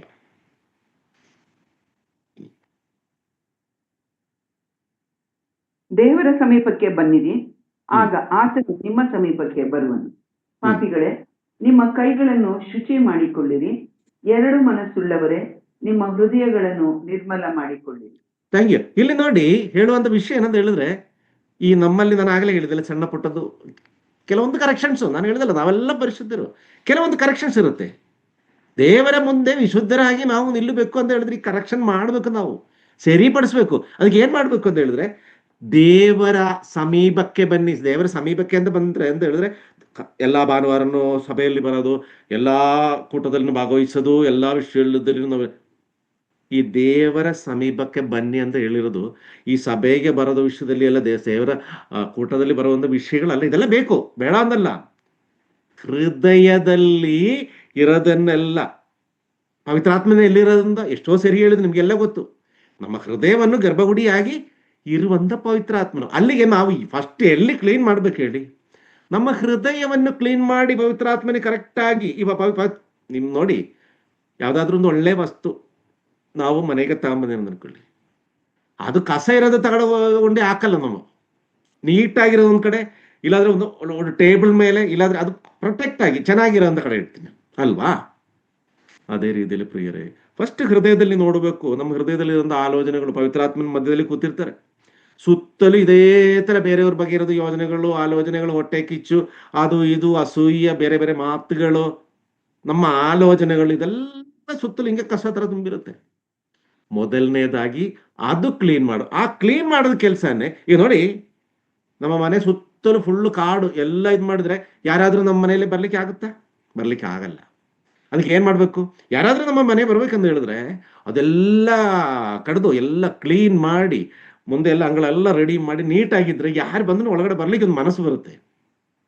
ಈ ಕೆಲವೊಂದು ಮನೆಗಳು ನೋಡಿದೆ, ಮದುವೆ ಇಲ್ಲಾಂದ್ರೆ ಆ ಥರ ಏನಾದ್ರೂ ಒಂದು ಫಂಕ್ಷನ್ ಇದೆ ಅಂತ ಅನ್ಕೊಳ್ಳಿ, ಇಡೀ ಮನೆ ಸುತ್ತಲೂ ನಮ್ಮ ಮನೆ ಪೇಂಟ್ ಹೊಡಿಸ್ತೀವಿ, ಕ್ಲೀನ್ ಮಾಡಿಸ್ತೀವಿ, ಫ್ಲೋರಿಂಗ್ ಸರಿ ಮಾಡಿಸ್ತೀವಿ, ಸೀಲಿಂಗ್ ಸರಿ ಮಾಡಿಸ್ತೀವಿ, ಸುತ್ತಲೂ ಏನೇನು ಕಸ ಇದೆ ಎಲ್ಲ ತೆಗೆದು, ಕಾಡೆಲ್ಲ ತೆಗೆದು ನೀಟಾಗಿಟ್ಟಿರ್ತೀವಿ. ಒಂದು ಶಾಮಿಯಾನೂ ಹಾಕ್ತೀವಿ. ಯಾಕೆಂದೇಳಿ ಜನಗಳಿಗೆ ಅವರಿಗೆ ಅದು ತುಂಬಾ ಚೆನ್ನಾಗಿದೆ, ನಾವು ಒಳಗಡೆ ಹೋಗ್ಬೋದು. ಪ್ರಿಯರೇ, ಇದೇನೆ ಪವಿತ್ರಾತ್ಮನ ನಮ್ಮ ಹೃದಯದಲ್ಲಿ ಇರುವಾಗ ನಮ್ಮ ಜೊತೆ ಒಂಚೂರು ಒಂದು ಮಾತು ಬರಬೇಕು ಅಂತ ಹೇಳಿದ್ರೆ, ಈ ಸುತ್ತಲೂ ಒಂದು ಗೋಡೆ ತರ ಕಟ್ಟಿದೆಯಲ್ಲ, ಈ ಆಲೋಚನೆಗಳು, ಬೇರೆಯವ್ರ ಬಗ್ಗೆ ಇರೋದಂತ ಆಲೋಚನೆಗಳು, ಇಲ್ಲಾಂದ್ರೆ ಬೇರೆಯವ್ರ ಬಗ್ಗೆ ಇರೋದ ಹೊಟ್ಟೆ ಕಿಚ್ಚುಗಳು, ಇಲ್ಲಾಂದ್ರೆ ಬೇರೆಯವ್ರ ಬಗ್ಗೆ ಇರೋದಂತ ಈ ಪಾಪದ ಮಾರ್ಗದಲ್ಲಿ ಇರೋದಂತ ಆಲೋಚನೆಗಳು, ಇದೆಲ್ಲ ಅಡ್ಡಗೋಡೆಯಾಗಿ ನಿಂತಿದೆ. ಫಸ್ಟ್ ಇದು ತೆಗೆದಾಕಿ. ಅದೇನು ಹೇಳ್ತಾರದು? ದೇವರ ಸಮೀಪಕ್ಕೆ ಬನ್ನಿರಿ, ಆಗ ಆತನು ನಿಮ್ಮ ಸಮೀಪಕ್ಕೆ ಬರ್ತಾನೆ. ದೇವರ ಆತ್ಮನ ಪ್ರಭಾವವನ್ನು ನಮ್ಮ ಹೃದಯದಲ್ಲಿ ಅದೆಲ್ಲ ಅಡ್ಡಗೋಡೆಗಳೆಲ್ಲ ತೆಗೆದಾದ್ಮೇಲೆ ಆ ಪ್ರಭಾವವನ್ನು ನಮ್ಮ ತುಂಬಿ, ನಮ್ಮ ಮುಖದಲ್ಲಿ ನಾವು ಮಾಡುವಂಥ ಕಾರ್ಯಗಳಲ್ಲಿ, ನಮ್ಮ ಮಾತುಗಳಲ್ಲಿ, ನಮ್ಮ ನಗುವಲ್ಲಿ, ಎಲ್ಲದಲ್ಲಿನೂ ಈ ದೇವರಾತ್ಮನ ಪ್ರಭಾವವನ್ನು ಕಾಣಿಸುತ್ತೆ. This is A indication. ನಾವು ಗಾಡಿಗೆ ಹೋಗುವಾಗ ರೈಟ್ಗೆ ತಿರುಗದ ಲೆಫ್ಟ್ಗೆ ತಿರುಗದ ನಾವು ಒಂದು ಇಂಡಿಕೇಟರ್ ಹಾಕ್ತೀವಿ. ಆ ಇಂಡಿಕೇಟರ್ ಸಿಕ್ಕಿದ ಕೂಡಲೇ ಏನಾಗುತ್ತೆ ಅಂತ ಹೇಳಿ, ಹಿಂದೆಗಡೆಯಿಂದ ಬರ್ತಾರೋ ಬೇರೆ ದಾರಿ ಹೋಗುತ್ತೆ. ನಾವು ದೇವರ ಕಡೆಗೆ ತಿರುಗುತ್ತೆ ಅಂತ ಇಂಡಿಕೇಶನ್ ನಮ್ಮ ಮುಖದಲ್ಲಿ ಬರುವಾಗ, ಈ ಪ್ರಾಪಂಚಿಕವಾಗಿರೋಂಥ ಪಾಪಗಳು, ಕರ್ಮಗಳು, ಬೇರೆ ವಿಷಯಗಳೆಲ್ಲ ಇದೆಯಲ್ಲ, ಅದು ಬೇರೆ ದಾರಿಗೆ ಹೋಗ್ಬಿಡುತ್ತೆ. ಯಾಕೆಂದ್ರೆ ಇವನು ದೇವರ ದಾರಿಯಲ್ಲಿ ಹೋಗುವಂತ ವಿಶುದ್ಧಿಯ ಜೀವನವನ್ನು ನಡೆಸುವಂತ ವ್ಯಕ್ತಿ. ಅವನ ಮುಖದಲ್ಲಿ ನೋಡಿದ್ರೆ ಗೊತ್ತಾಗುತ್ತೆ, ಇವನ ಹತ್ರ ಹೋಗಿದ್ರೆ ಪ್ರಯೋಜನ ಇಲ್ಲ, ಈ ಪ್ರಾಪಂಚಿಕವಾಗಿರೋದು ಕಾರ್ಯಗಳು ಯಾವುದು ಇವನ ಹತ್ರ ನಡೆಯಲ್ಲ, ಪಾಪದ ಮಾರ್ಗದಲ್ಲಿ ಇವನು ನಡೆಯಲ್ಲ. ಈ ಆಲೋಚನೆಗಳು ಬೇರೆ ಜನಗಳಿಗೆ ಬರುತ್ತೆ. ಇಲ್ಲಿ ನೋಡಿ, ಇನ್ನೊಂದು, ಪಾಪಿಗಳೇ ನಿಮ್ಮ ಕೈಗಳನ್ನು ಶುಚಿ ಮಾಡಿಕೊಳ್ಳ್ರಿ ಅಂತ ಹೇಳಿದ್ರೆ, ನಾನು ಆಗಲೇ ಹೇಳೋದು ಇದೇ ಕೆಲಸನೇ. ನಮ್ಮ ಮಾಡುವಂತ ಕಾರ್ಯಗಳು, ಮಾಡುವಂತ ಕರ್ಮಗಳು, ಅದು ಈ ಕೈಯಿಂದ ಮಾಡೋದಿರ್ಬೋದು, ಕಾಲಿಂದ ಹೇಳುವಾಗ ನಮ್ಮ ನಡತೆಗಳು, ಇದೆಲ್ಲದನ್ನು ಶುದ್ಧಪಡಿಸ್ಬೇಕು. ನಾನು ಹೇಳಿದೆಲ್ಲ ತುಂಬಾ ದೊಡ್ಡದಾಗಿ ಏನು ನಾವು ಸರಿ ಮಾಡಿಸ್ಲಿಕ್ಕಿಲ್ಲ, ಸಣ್ಣ ಪಟ್ಟದ ವಿಷಯಗಳು ಇರೋದು. ಬಟ್ ಪ್ರಿಯರೇ, ಅದು ನಮ್ಮ ಜೀವನದಲ್ಲಿ ತುಂಬಾ ಇಂಪಾರ್ಟೆಂಟ್ ಆಗಿರೋದು ವಿಷಯಗಳು. ಅದು ನೋಡಿ, ಶುಚಿ ಮಾಡಿಕೊಳ್ಳಿ, ಎರಡು ಮನಸ್ಸುಳ್ಳವರೇ ನಿಮ್ಮ ಹೃದಯಗಳನ್ನು ನಿರ್ಮಲ ಮಾಡಿ. ಎರಡು ಮನಸ್ಸುಳ್ಳವರೇ ಅಂತ ಹೇಳ್ತಾ ಇರೋದು ಬೇರೆ ಯಾವುದನ್ನೂ ಅಲ್ಲ, ಪ್ರಾಪಂಚಿಕವಾಗಿರೋದು ವಿಷಯಕ್ಕೆ ಸ್ವಲ್ಪ ಅದು ನಾವು ಹಿಂಗೆ ಇರಬೇಕು. ಆಸ್ತಿ ಇರ್ಬೋದು, ಅಂತಸ್ತು ಇರ್ಬೋದು, ಹೆಸರು ಇರ್ಬೋದು, ಕೆಲಸ ವಿಷಯ, ಯಾವುದೋ ವಿಷಯ ಇರ್ಬೋದು, ಎಷ್ಟು ಬೇಕು ಅಷ್ಟಕ್ಕೆ. ದೇವರ ವಿಚಾರ, ದೇವರ ಕಾರ್ಯಗಳು, ಅದು ಮುಖ್ಯ ಸ್ಥಾನದಲ್ಲಿರ್ಬೇಕು. ಇದು ಹೇಳುವಂತ ವಿಷಯ. ಅಂದ್ರೆ ನಿರ್ಮಲ ಹೃದಯರಾಗಿ ದೇವರ ಚಿತ್ತಾನುಸಾರವಾಗಿ ಜೀವಿಸಬೇಕು ಅಂತ ಹೇಳ್ತಾರೆ. ಮತ್ತಾಯನ ಬರೆದ ಸುವಾರ್ತೆ 11ನೇ ಅಧ್ಯಾಯ 27ನೇ ವಾಕ್ಯ. ಮತ್ತಾಯನ ಸುವಾರ್ತೆ 11:27.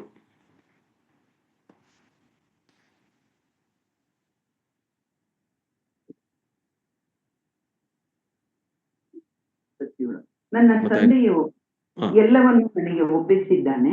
ತಂದೆಯೇ ಹೊರತು ಇನ್ನಾವನು ಮಗನನ್ನು ತಿಳಿದವನಲ್ಲ, ಮಗನೇ ಹೊರತು ಇನ್ನಾವನು ತಂದೆಯನ್ನು ತಿಳಿದವನಲ್ಲ.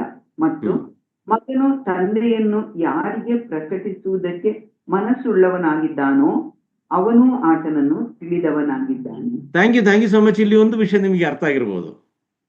ಈ ತಂದೆ ಹತ್ರ ಏನು, ಈ ತಂದೆ ಯೆಹೋವ ದೇವರನ್ನು, ತಂದೆಯಾದ ದೇವರನ್ನು ನಾವು ತಿಳ್ಕೊಬೇಕು ಅಂದ್ರೆ ತಂದೆ ಹೊರತು ಇನ್ಯಾವನು ಮಗನಿಗೇನು ತಿಳಿದವನಲ್ಲ.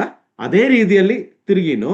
ಆದರೆ ಇಲ್ಲಿ ಒಂದು ವಿಷಯ ನೋಡಿ, ಮತ್ತು ಮಗನು ಕರ್ತನಾದ ಯೇಸು ಕ್ರಿಸ್ತನು ತಂದೆಯನ್ನು ಯಾರಿಗೆ ಪ್ರಕಟಿಸುವುದಕ್ಕೆ ಮನಸ್ಸುಳ್ಳವನಾಗಿದ್ದಾನೋ ಅವನು ಆತನನ್ನು. ಪ್ರಿಯರ, ನಾವೆಲ್ಲ ಹಂಗೆ ಕರ್ತನಾದ ಯೇಸು ಕ್ರಿಸ್ತನ ಕೃಪೆಯಿಂದ ಅನುಗ್ರಹದಿಂದ ನಮಗೆ ತಂದೆಯಾದ ದೇವರ ಕುರಿತು, ಅದೇ ರೀತಿಯಲ್ಲಿ ನಮ್ಮ ಜೊತೆ ಇರುವಂಥ ಪವಿತ್ರಾತ್ಮನ ಕುರಿತು ನಾವು ತಿಳಿಯುವುದಕ್ಕೆ, ಕಲಿಯುವುದಕ್ಕೆ ಕಾರಣವಾಗಿರೋದು. ಮತ್ತಾಯನ ಸುವಾರ್ತೆ 11ನೇ ಅಧ್ಯಾಯ 28ನೇ ವಾಕ್ಯ. 22 28 11 28. ಎಲೈ ಕಷ್ಟಪಡುವವರೇ, ಹೊರೆ ಹೊತ್ತವರೇ, ನೀವೆಲ್ಲರೂ ನನ್ನ ಬಳಿಗೆ ಬನ್ನಿರಿ, ನಾನು ನಿಮಗೆ ವಿಶ್ರಾಂತಿ ಕೊಡುವೆನು. 29. ನಾನು ಸಾತ್ವಿಕನೂ ದೀನ ಮನಸ್ಸುಳ್ಳವನೂ ಆಗಿರುವುದರಿಂದ ನನ್ನ ನೊಗವನ್ನು ನಿಮ್ಮ ಮೇಲೆ ತೆಗೆದುಕೊಂಡು ನನ್ನಲ್ಲಿ ಕಲಿತುಕೊಳ್ಳಿರಿ. 30. ಆಗ ನಿಮ್ಮ ಆತ್ಮಗಳಿಗೆ ವಿಶ್ರಾಂತಿ ಸಿಕ್ಕುವುದು, ಯಾಕಂದರೆ ನನ್ನ ನೊಗವು ಮೃದುವಾದದ್ದು, ನನ್ನ ಹೊರೆಯು. ಸಾಕು. Thank you so much. ಇಲ್ಲಿ ನೋಡಿ, ದೇವ್ರು ಕರೆದಿರೋದು ಪ್ರಿಯರೇ, ಆ ಕಾಲದಲ್ಲಿ ಇದೊಂದು ದೊಡ್ಡ ವಿಷಯ ಆಗಿತ್ತು. ಯಾಕೆಂದ್ರೆ ತುಂಬಾ ಸ್ಲೇವರಿ, ಇದೇ ರೀತಿಯಲ್ಲಿ ಹಣ ಕೊಟ್ಟು ಸ್ಲೇವನ್ನ ಪಡ್ಕೊಳ್ಳೋದು, ಆ ಒಂದು ಕಲ್ಚರ್ ಇರೋ ಸಂದರ್ಭದಲ್ಲಿ ತುಂಬಾ ಬಡವರಾಗಿರುವಂದರು, ತುಂಬಾ ಕೀಳುಮಟ್ಟದ ಇರುವಂದನ್ನು ಇದೇ ರೀತಿಯಲ್ಲಿ ಒಂದು ಟ್ರೀಟ್ ಮಾಡೋದನ್ನ ಲೆಕ್ಕ ಇತ್ತು. ಅದು ಒಂದು ಲೆಕ್ಕದಲ್ಲಿ ಹೇಳ್ತಾರೆ. ಆದ್ರೆ ಇವತ್ತು ಈ ದೇವರ ವಾಕ್ಯ, ನಾನು ಆಗಲೇ ಹೇಳಿದ್ದು, ಅಮ್ಮಿಗೆ ಹೇಳ್ತಾ ಇದ್ದೀನಿ, ರಕ್ಷಣೆ ಹೊಂದಿದ್ದು ಇಷ್ಟಸ್ಥಾನ ತಗೊಂಡು ದೇವರ ಅನ್ಯೋನ್ಯತೆಯಲ್ಲಿ ಇರುವಂತ ವಿಶ್ವಾಸಿಗಳಿಗೆ, ಕ್ರೈಸ್ತರಿಗೆ ಹೇಳುವಂತ ವಾಕ್ಯ ಇದೆ. ಏನಂತ ಹೇಳ್ತಾ ಇರೋದು? ಎಲೆ ಕಷ್ಟಪಡುವವರೇ, ಹೊರತವರೇ, ನೀವೆಲ್ಲವರು ನನ್ನ ಬಳಿಗೆ ಬನ್ನಿರಿ, ನಾನು ನಿಮಗೆ ವಿಶ್ರಾಂತಿಯನ್ನು ಕೊಡುವೇನಂತ ಹೇಳಿದ್ರೆ, ಪ್ರಿಯರೇ, ನಮ್ಮ ಜೀವನದಲ್ಲಿ, ನಮ್ಮ ಈ ಭೂಮಿಯಲ್ಲಿ ನಾವು ಎಷ್ಟು ವರ್ಷ ಬದುಕ್ತಿರೋ ಆ ಜೀವನದಲ್ಲಿ, ಬದುಕುವ ಸಂದರ್ಭದಲ್ಲಿ ನಮಗೆ ಈ ಪ್ರಾಪಂಚಿಕವಾಗಿರೋದು ವಿಷಯಗಳು, ವಿಶುದ್ಧಿಯ ಜೀವನ ಅಂತ ಹೇಳಿದ್ರೆ ಸಾಧಾರಣ ಜೀವನ ಅಲ್ಲ. ಆ ಒಂದು ಕಷ್ಟಪಾಡು, ದುಃಖ, ದುರಿತಗಳು, ಒಳ್ಳೆ ದಾರಿಯಲ್ಲಿ ನಾವು ನಡೆಯುವಾಗ ಅಂತ ಹೇಳುವಾಗ ಹಲವಾರು ಶಕ್ತಿಗಳು, ಸೈತಾನನ ಯೋಜನೆಗಳು, ಶೋಧನೆಗಳು ಎಲ್ಲದನ್ನು ಬರುತ್ತೆ. ಅಲ್ಲಿಗೆ ಹೇಳ್ತಾ ಇರೋದು, ಇವತ್ತು ನೋಡಿ, ನೀವು ಈ ವಿಶ್ವಾಸ ನನ್ನಲ್ಲಿ ನಿಮ್ಮನ್ನು ಉಳಿಸ್ಕೊಳ್ಳಿಕ್ಕೋಸ್ಕರ ಪವಿತ್ರಾತ್ಮ ಸಹಾಯವನ್ನು ಬೇಡಿಕೊಂಡು ನೀವು ಕಷ್ಟಪಡ್ತಾ ಇದ್ದೀರಾ, ನೀವು ಏನ್ ಮಾಡ್ಬೇಕು ಹೇಳಿ? ಆಗಲೇ ಓದಿರೋದ್ರ ಪ್ರಕಾರ ದೇವರ ಸಮೀಪಕ್ಕೆ ಬರಬೇಕು ನಿರ್ಮಲ ಹೃದಯದಿಂದ. 29ನೇ ವಾಕ್ಯದಲ್ಲಿ, ನಾನು ಸ್ವಾತಿಗನು ದೀನ ಮನಸ್ಸುಳ್ಳವನು ಆಗಿರುವುದರಿಂದ ನನ್ನ ನೊಗವನ್ನು ನಿಮ್ಮ ಮೇಲೆ ತೆಗೆದುಕೊಂಡು ನನ್ನಲ್ಲಿ ಕಲಿತುಕೊಳ್ಳ್ರಿ ಅಂತ. ಈ ನೊಗ ನಿಮಗೆ ಗೊತ್ತು, ನಿಮ್ಗೆ ಯಾರಾದ್ರೂ ಆ ಥರ ಕತ್ತಲ್ಲಿ ಓದ್ಕೊಂಡಿದ್ರೋ ಗೊತ್ತಿಲ್ಲ, ಬಟ್ ನಾನೊಂದು ಸರಿ ಓದ್ಕೊಂಡಿದ್ದೀನಿ. ಸಿಕ್ಕಾಪಟ್ಟೆ ಭಾರ ಇದೆ. ಈ ಭತ್ತ ಎಲ್ಲ ಕುಯ್ದು ಇದು ಮಾಡುವಾಗ ಒಂದು ಕಲ್ಲಿ ಎಳ್ಕೊಂಡು ಹೋಗಲಿಕ್ಕೆ ಮಾಡೋದು, ಸುಮ್ಮನೆ ಒಂದು ಇದಕ್ಕೋಸ್ಕರ ಎತ್ತಿನ ಕಟ್ಟಿ ಇದು ಮಾಡೋ ಸಮಯದಲ್ಲಿ, ನಮ್ಮ ಮನೆಯಲ್ಲಿ ಈ ಭತ್ತ ಎಲ್ಲ ಕುಯ್ಯೋ ಸಮಯದಲ್ಲಿ ತುಂಬ ಭಾರ ಇರುತ್ತೆ. ಅದು ಅಲ್ಲದಲ್ಲಿ ಎಳ್ಕೊಂಡು ಅಂದ್ರೆ ಇಲ್ಲಿ ಏನಾಗುತ್ತೆ, ಅಷ್ಟು ಭಾರ ಬೀಳುತ್ತೆ. ಎತ್ತೇನೆ ಎಷ್ಟು ಕಷ್ಟಪಟ್ಟು ಅದು ಎಳ್ಕೊಳ್ತಾ ಇರೋದು. ಆದ್ರೆ ಇಲ್ಲಿ ಈ ಭಾರ ಯಾವ ಭಾರ? ಪ್ರಾಪಂಚಿಕವಾಗಿರೋದಂಥ ಪಾಪಗಳ ಭಾರ, ಪ್ರಾಪಂಚಿಕವಾಗಿರೋಂಥ ಆಸೆಗಳ ಭಾರ, ಪ್ರಾಪಂಚಿಕವಾಗಿರೋಂಥ ಕರ್ಮಗಳ ಭಾರ, ಅದು ಸಿಕ್ಕಾಪಟ್ಟಿದೆ. ಆದ್ರೆ ಇಲ್ಲಿ ಹೇಳ್ತಾ ಇದ್ದೇನೆ, ನಾನು ಸಾತ್ವಿಕನು ದೀನ ಮನಸ್ಸುಳ್ಳವನು ಆಗಿರುವುದರಿಂದ ನನ್ನ ನೊಗವನ್ನು ನಿಮ್ಮ ಮೇಲೆ, ಈ ಭಾರವೆಲ್ಲ ತೆಗೆದಾಕಿಬಿಟ್ಟು ಈ ವಿಶುದ್ಧಿಯ ಈ ನೊಗವನ್ನು ನಿಮ್ಮ ಮೇಲೆ ನೋಡಿ, ಅದು ಹೇಳ್ತಾ ಇದ್ದೀನಿ. ಇದು ತೆಗೆದು ವಿಶ್ವ ಜೀವನದಲ್ಲಿ ಏನೇನ್ ಬೇಕೋ ಅದು ತೆಗೆದು ನೀವೇನ್ ಮಾಡ್ಬೇಕಂತ ಹೇಳಿದ್ರೆ, ನನ್ನಲ್ಲಿ ಕಲಿತುಕೊಳ್ಳ್ರಿ.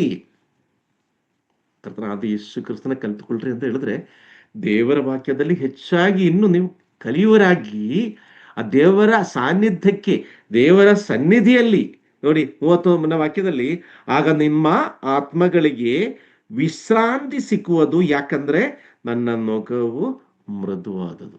ಕಠಿಣ ಭಾರವಿರೋದಂದ ಈ ಪ್ರಾಪಂಚಿಕವಾಗಿರೋದು ಭಾರವೆಲ್ಲ ತೆಗೆದಾಕಿ ಕರ್ತನಾದ ಯೇಸು ಕ್ರಿಸ್ತ ಸ್ನೇಹಿತರಾಗಿ ನಮ್ಮನ್ನ ಕರೆದರು. ಸ್ನೇಹಿತರಿಗೆ ಯಾರಾದರೂ ಮೋಸ ಮಾಡ್ತಾರ? ಮಾಡೋರು ಪ್ರಾಪಂಚಿಕವಾಗಿದ್ದಾರೆ. ಆದ್ರೆ ಕ್ರಿಸ್ತನಲ್ಲಿ ಇರುವಂತ ಸ್ನೇಹಿತರು ಯಾರಿಗೇನು ಮೋಸ ಮಾಡಲ್ಲ. ಇಲ್ಲಿ ನೋಡಿ, ಈ ನೊಗವು, ಯಾಕಂದ್ರೆ ನನ್ನ ನೊಗವು ಮೃದುವಾಗಿರೋದು. ಅದು ನಿಮ್ಮನ್ನು ಎಲ್ಲಿಗೆ ಕರ್ಕೊಂಡು ಹೋಗುತ್ತೆ ಹೇಳಿ?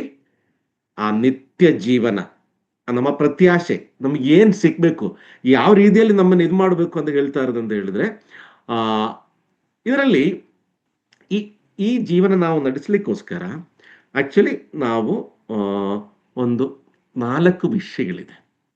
ಇದನ್ನ ನಾವು ಇನ್ನೂ ಇದು ಮಾಡಬೇಕು ಅಂತ ಹೇಳಿದ್ರೆ, ಆದ್ರೆ ಅದು ನೆಕ್ಸ್ಟ್ ಇದರಲ್ಲಿ ಹೇಳೋಣ. ಈಗ ಒಂದೆರಡು ವಾಕ್ಯ ಓದಿ ನಾನು ಮುಗಿಸ್ತೀನಿ ಇವತ್ತು. ಈಗ ದೇವರ ಜೊತೆ ಇರೋದು ಕನೆಕ್ಷನ್, ನಾನು ಹೇಳಿದೆ being connected with god. So ದೇವರ ಜೊತೆ ಕನೆಕ್ಷನ್ ಇದು ಯಾವುದು? ನಮ್ಮ ಮನಸ್ಸು, ನಮ್ಮ ಹೃದಯ, ನಮ್ಮ ಆಲೋಚನೆಗಳಲ್ಲಿ ಕುತೂಹಲ ಪಡುವಂತ ಒಂದು ಮನಸ್ಸು, ಹೃದಯ ದೇವರಲ್ಲಿ ನಾನು ಸೇರ್ಬೇಕು. ಮೊದಲನೇ ಆಕ್ಷನ್ ಅಂತ ಹೇಳಿದ್ರೆ ದೇವರಲ್ಲಿ ನಾವು ಸೇರ್ಬೇಕು. ದೇವರಲ್ಲಿ ಸೇರ್ಬೇಕಂದ್ರೆ ಆಸೆ ನಮ್ಮಲ್ಲಿ ಹುಟ್ಟಬೇಕು. ಇಲ್ಲಿ ನೋಡಿ, ಕೀರ್ತನೆಗಳು 42ನೇ ಅಧ್ಯಾಯ 42 1 ಮತ್ತು 2 ವಾಕ್ಯ ನಾನೇ ಓದ್ತೀನಿ. ದೇವರೇ, ಬಾಯಾರಿದ ಜಿಂಕೆಯು ನೀರಿನ ತೊರೆಗಳನ್ನು ಹೇಗೋ ಹಾಗೆ ನನ್ನ ಮನವು ನಿನ್ನನ್ನೇ ಬಯಸುತ್ತದೆ. ನಮಗೆ ಈ ಬಾಯಾರಿಕೆ ಎಲ್ಲ ಬರುವಾಗ ಹೆಂಗ ನೋಡಿ, ಬಾಯಾರಿಕೆ ಬರುವಾಗ ಅಂತ ಹೇಳಿದ್ರೆ ತುಂಬಾ ಬಿಸಿಲಿದೆ, ತುಂಬಾ ಬಾಯಾರಿಕೆ ಇದೆ, ಅವಾಗ ಹೆಂಗಾದ್ರೂ ನಾವು ನೀರು ಕುಡಿಯಲೇಬೇಕು. ಈ ಒಂದು ಆ ಬಯಸುವಂತ ವಿಷಯ ಅದಷ್ಟು ತೀವ್ರವಾಗಿರ್ಬೇಕು. ದೇವರಲ್ಲಿ ನಾನು ಜೀವಿಸಬೇಕು. ಇನ್ನು ನೋಡಿ, ನನ್ನ ಮನಸ್ಸು ದೇವರಿಗಾಗಿ, ಚೈತನ್ಯ ಸ್ವರೂಪನಾದ ದೇವರಿಗಾಗಿ ಹಾರೈಸುತ್ತದೆ. ನಾನು ಯಾವಾಗ ಹೋಗಿ ದೇವರ ಸನ್ನಿಧಿಯಲ್ಲಿ ಸೇರುವೇನೋ, ಒಂದು ಅತಿ ಆಸೆ. ನನಗೆ ಬೇರೆ ಯಾವುದು ಆಸೆ ಎಲ್ಲ ಮುಖ್ಯವಾಗಿರೋದು. ನನ್ನ ಆಸೆ ಏನಂತ ಹೇಳಿದ್ರೆ, ಶುದ್ಧ ಹೃದಯದಿಂದ, ಶುದ್ಧ ಆತ್ಮನಿಂದ, ಶುದ್ಧ ಶರೀರದಿಂದ ನನ್ನ ದೇವರ ಸನ್ನಿಧಿಯಲ್ಲಿ ನಾನು ಯಾವಾಗ ಹೋಗ್ತೀನೋ, ಈ ಅಂಬಿಷನ್ ಇದು ಹಿಂಗೆ ಒಳಗಡೆ ಹಿಂಗೆ. ಈ ತಂದೆ ತಾಯಿಗಳೆಲ್ಲ ದೂರ ಹೋಗಿದ್ರೆ ಈ ಮಕ್ಕಳಿಗೆ ಚಿಕ್ಕ ವಯಸ್ಸಲ್ಲಿ, ಚಿಕ್ಕ ಮಕ್ಕಳನ್ನ ಅನ್ಕೊಳ್ಳಿ, ನಾವು ಚಿಕ್ಕವರಾಗಬೇಕು ಅಂತ ಹೇಳ್ತಾರೆ. ಅದಕ್ಕೇನೆ ಚಿಕ್ಕ ಮಕ್ಕಳಾರ್ಗೆ ನಮ್ಮ ಅಪ್ಪ ಅಮ್ಮ ಯಾವಾಗ ಬರ್ತಾರೋ, ಅಯ್ಯೋ ಅವ್ರನ್ನ ಚೂರು ಬಂದ್ರೆ ಸಾಕು, ಇದೇ ರೀತಿಯಲ್ಲಿ ಮಕ್ಕಳು ಹಿಂಗೆ ಹೇಳ್ತಾ ಇರ್ತಾರೆ. ಇಲ್ಲ ಅವ್ರ ಮನಸ್ಸು ಅದಕ್ಕೇ ಇರ್ತಾರೆ. ಬರೋ ತಂಗ ಹೊರೇಮೆ ಏನಾಗುತ್ತೆ ಅಂದರೆ ಇನ್ನೂ ಲೇಟ್ ಆಗ ಅಳ್ಳಿಕ್ಕೆ ಶುರು ಮಾಡುತ್ತೆ. ಪ್ರಿಯರೇ, ಇದು ಈ ಭಾವನೆ ಕ್ರೈಸ್ತ ಜೀವನದಲ್ಲಿ ಬರುವಾಗ ಅದೊಂದು ವಿಶುದ್ಧಿಯ ಜೀವನಕ್ಕೆ ನಮ್ಮನ್ನು ಕರ್ಕೊಂಡು ಹೋಗುವಂಥ ಒಂದು, ನಾನು ಹೇಳಿದೆಲ್ಲ, ಇಂಡಿಕೇಶನ್ ಆಗುತ್ತೆ. ಇನ್ನೊಂದು ವಾಕ್ಯ, ಜ್ಞಾನೋಕ್ತಿ ಪುಸ್ತಕ 3ನೇ ಅಧ್ಯಾಯ 5 ಮತ್ತು 6 ನಾನೇ ಓದ್ತೀನಿ. ಸ್ವಬುದ್ಧಿಯನ್ನೇ ಆರಾಧನೆ ಮಾಡದೆ, ಎರಡನೇ ವಿಷಯ. ಒಂದು, ನಾವು ನಮ್ಮಲ್ಲಿ ಆಸಕ್ತಿ ಇರಬೇಕು. ಎರಡನೇದಾಗಿ, ಸ್ವಬುದ್ಧಿಯನ್ನು ಆರಾಧನೆ ಮಾಡಿಕೊಳ್ಳದೆ ಪೂರ್ಣ ಮನಸ್ಸಿನಿಂದ ಯೆಹೋವನಲ್ಲಿ ಭರವಸೆ ಇಡಬೇಕಾಗಿರೋದು. ನಾವು ಎಷ್ಟೋ ಸೇರಿ ನಮ್ಮ ಬುದ್ಧಿಯಲ್ಲಿ, ನಮ್ಮ ಶಕ್ತಿಯಲ್ಲಿ, ನಮ್ಮ ಆಸ್ತಿಯಲ್ಲಿ ಎಲ್ಲ ನಾವು ಬಿಟ್ಟು ನಾವು ಆ ಕಡೆನೇ ಹೆಚ್ಚಾಗಿರೋದು. ಅದೆಲ್ಲ ಇರಬೇಕು, ಬೇಡ ಅಂತಲ್ಲ. ಆದ್ರೆ ಇಲ್ಲಿ ನೋಡಿ, ಸ್ವಬುದ್ಧಿಯನ್ನು ಆರಾಧನೆ ಮಾಡದೆ, ಇಲ್ಲಿ ನೋಡಿ, ಸ್ವಬುದ್ಧಿಯನ್ನು ಆಶ್ರಯ ಮಾಡದೆ ಅಂತ ಹೇಳಲಿಲ್ಲ, ಆರಾಧನೆ ಅಂತ ಹೇಳುವಾಗ ಆರಾಧನೆಗೆ ಯೋಗ್ಯನಾಗಿರುವ ಒಬ್ಬನೇ ವ್ಯಕ್ತಿ ನಮ್ಮ ದೇವರು. ಬೇರೆ ಪ್ರಾಪಂಚಿಕವಾಗಿ ಯಾವುದನ್ನು ನಾವು ಆರಾಧನೆ ಮಾಡಂಗಿಲ್ಲ. ನನ್ನನ್ನೇ ಬಿಟ್ಟು ಬೇರೆ ಯಾರು ದೇವರಿಲ್ಲ. ವರ್ಷಿಪ್ ಅಂತ ಹೇಳ್ತಾರೋ ದೇವರಿಗಿರೋದು. ಇದು ನಮ್ಮ ಜೀವನದಲ್ಲಿ, ಈ ವರ್ಷದಲ್ಲಿ, ನಮ್ಮ ಚಿಂತನೆಗಳಲ್ಲಿ, ನಮ್ಮ ಆಲೋಚನೆಗಳಲ್ಲಿ, ನಮ್ಮ ಕೈ ಹಿಡಿದು ನಮ್ಮನ್ನು ನಡೆಸುವಂಥ ವಿಷಯಗಳು ಇದಿರಬೇಕು. ಪೂರ್ಣ ಮನಸ್ಸಿನಿಂದ ಯೆಹೋವನಲ್ಲಿ ಭರವಸೆ ಇಡಬೇಕು. 6ನೇ ವಾಕ್ಯದಲ್ಲಿ, ನಿನ್ನ ಎಲ್ಲಾ ನಡವಳಿಕೆಯಲ್ಲಿ ಆತನ ಚಿತ್ತಕ್ಕೆ ವಿಧೇಯನಾಗಿರು. ಎವ್ರಿ ಆಕ್ಷನ್ಸ್, ಇಷ್ಟೇ ವಿಷಯ, ಏನಿಲ್ಲ. ಯಾವುದು ವಿಷಯ ಶುರು ಮಾಡೋದು ಅದನ್ನ, ದೇವರೇ ನಿನಗೆ ಚಿತ್ತವಾದ್ರೆ ಅದು ಹಂಗೆ ಆಗಲಿ, ನನ್ನ ಚಿತ್ತ ಇಲ್ಲ. ಇದು ನನಗೆ ಒಳ್ಳೇದಾಗುತ್ತೋ ಕೆಟ್ಟದಾಗುತ್ತೋ ನನಗೆ ಗೊತ್ತಿಲ್ಲ. ಒಂದು ವೇಳೆ ಮಾನಸಿಕವಾಗಿ ಬುದ್ಧಿಯಲ್ಲಿ ನನಗೆ ಇದು ಒಳ್ಳೇದಾಗೋದು ಅನಿಸುತ್ತೆ, ಆದ್ರೆ ನಿಜವಾಗಿರೋದು ವಿಷಯ ಗೊತ್ತಿರೋದು ನೀನೇ ನಡೆಸಪ್ಪ. ಇದೊಂದು ಪ್ರಾರ್ಥನೆ, ಇದು ದೇವರ ಜೊತೆ ಇರೋದೊಂದು ಕಮ್ಯುನಿಕೇಶನ್. ಎಲ್ಲ ವಿಷಯದಲ್ಲೂ ನಮ್ಮ ತಂದೆ ತಾಯಿಗಳು ಬೇರೆಯವರಿಂದ ಮಾತಾಡ್ತಾರ, ದೇವರಿಗೆ ಹೇಳಿ, ದೇವರೇ ನಾನೇನು ಮಾಡೋದು? Communicate with god. ದೇವರ ಜೊತೆ ಮಾತಾಡಿ, ಆ ದೇವರ ಆತ್ಮನ ನಿಮ್ಮ ಜೊತೆ ಮಾತಾಡ್ತಾರೆ. ಇಲ್ಲಿ ನೋಡಿ, ಇದೇನಾಗಿರೋ ಆತನ ನಿನ್ನ ಮಾರ್ಗಗಳನ್ನು ಸರಾಗ ಮಾಡು ಅಂತ ಹೇಳಿದ್ರೆ, ನಿನಗೆ ಯಾವ ದಾರಿಯಲ್ಲಿ ಹೋಗ್ಬೇಕು ಏನು ಅಂತ ಆ ತಕ್ಷಣ ಸಂದರ್ಭದಲ್ಲಿ ತೋರಿಸ್ತಾರೆ. ಹೆಚ್ಚಾಗಿ ನಾವು ನಮ್ಮ ಮೇಲೆ ಭಾರ ಹಾಕಬಾರ್ದು. ಇಲ್ಲಿ ಅದಕ್ಕೆ ಹೇಳ್ತಾ ಇರೋದು, ಸ್ವಬುದ್ಧಿಯನ್ನೇ ಆರಾಧನೆ ಮಾಡಬಾರದು ಅಂತ. ಇದಕ್ಕಾಗಿ ನಾವು ಇನ್ನೊಂದು 4 ಅಂಶಗಳಿದೆ. ಈ ರೀತಿಯಲ್ಲಿ ನಮ್ಮ ಮಾರ್ಗವನ್ನು ಯಾವ ರೀತಿಯಲ್ಲಿ ನಮಗೆ ತೋರಿಸ್ಕೊಡ್ತಾರೆ ದೇವರ ಆತ್ಮನ ಅಂತ ಹೇಳಿ, ಅದು ಇನ್ನೊಂದು ದೇವರ ಚಿತ್ತವಾದರೆ ನೆಕ್ಸ್ಟ್ ಭಾನುವಾರದಲ್ಲಿ ನಾವು ಆಲೋಚನೆ ಮಾಡೋಣ.